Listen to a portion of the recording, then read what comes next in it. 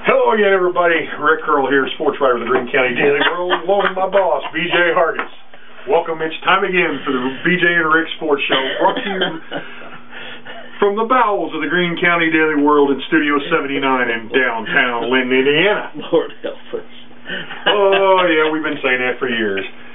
Well, this week, I guess we'll get started with the slate of high school basketball games on tap. They're always on tap, aren't they? They are always on tap. We seem to never be able to get rid of them. Chilled, tapped, and glassed, and cased, and bubbling. And in this week, speaking of bubbling, we got probably the hottest game of the weekend coming up on Saturday night when the Eastern Greene Thunderbirds at 12-0 make a march to Bedford North Lawrence High School to take on the 12-3 Class 4A number 12 Stars. That ought to be a doozy.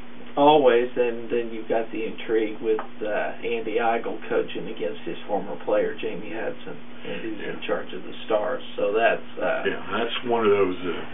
That's one of those that might go down as a heavyweight fight, as Andy Kell asked it when I talked to him last week. He likened it to a heavyweight fight, and one that he says his guys are ready for, but he wants to be challenged, and I think he's probably going to get it this week. Okay. What else we got on tap, sir? Oh, on tap as we draw some foam and put a head on this thing.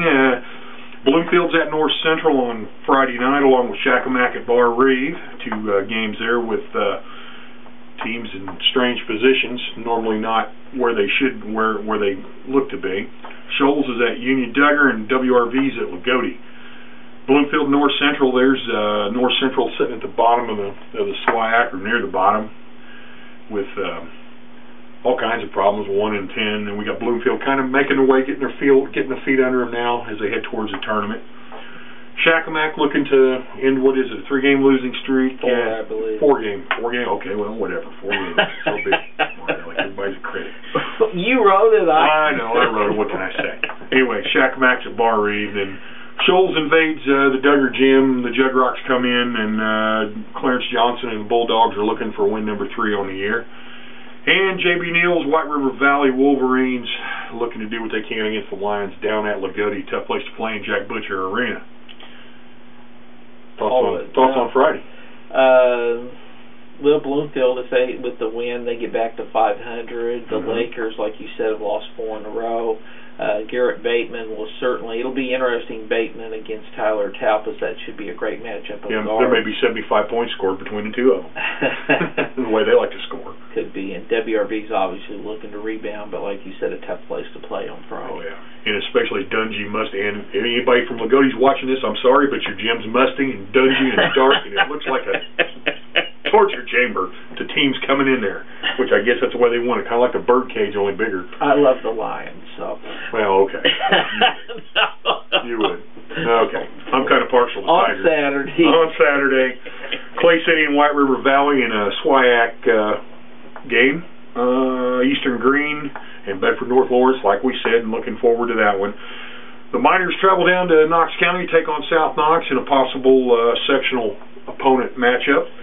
Orleans pays a visit to Bloomfield, and Shakamak gets their shot at the North Central Thunderbirds and new daddy Ryan Kammen's 1 and 10 squad. So I personally want to wish congratulations to Ryan and Jessica Kammen. They had a baby last week, and hope everything's going well if you guys are watching.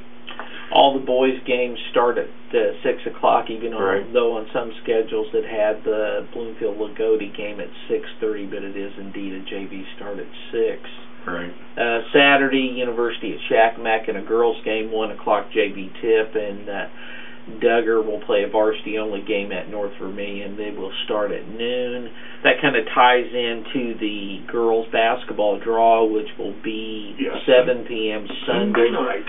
And you plenty of stations. Yeah, 107.9 in Washington, 1580 AM. Also in Washington, John Montgomery 95.3 in Sullivan on the FM dial, and the Rays are 94.5. Will always have that broadcast. Channel 4 in Indianapolis will be showing it on television. You can also go to the IHSA website to pick up the live stream. I think and the normal website is ihsaa.org. I believe. Yes, and there's also it's www.livestream.com/IHSAA also will get you there as well. And next week, I guess we'll focus on the girls' tournament, kind of break away from what we've been doing. Just a note on the girls' games this weekend with University of Shakamak.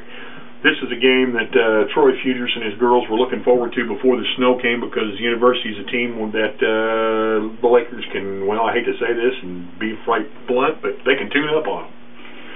And, that's the way it goes. And I have no clue where University is, so if anybody sees me, don't ask me. I don't know. Ask him. He might know. Well, I think the clock on the desk is telling us that we're about done. I guess it is. Anything else you want to add before we close things out? No, you can take us out of the bowels. And does that make us? What does that make us if we leave the bowels? I'm going to leave that one alone, and we're not going to touch it. Other than I'll say that's it for this week of the BJ and Rick Sports Show. I'm Rick Earl, sports writer with the Greene County Daily World, along with my boss BJ Hargis, saying so long for now. We'll see you next week.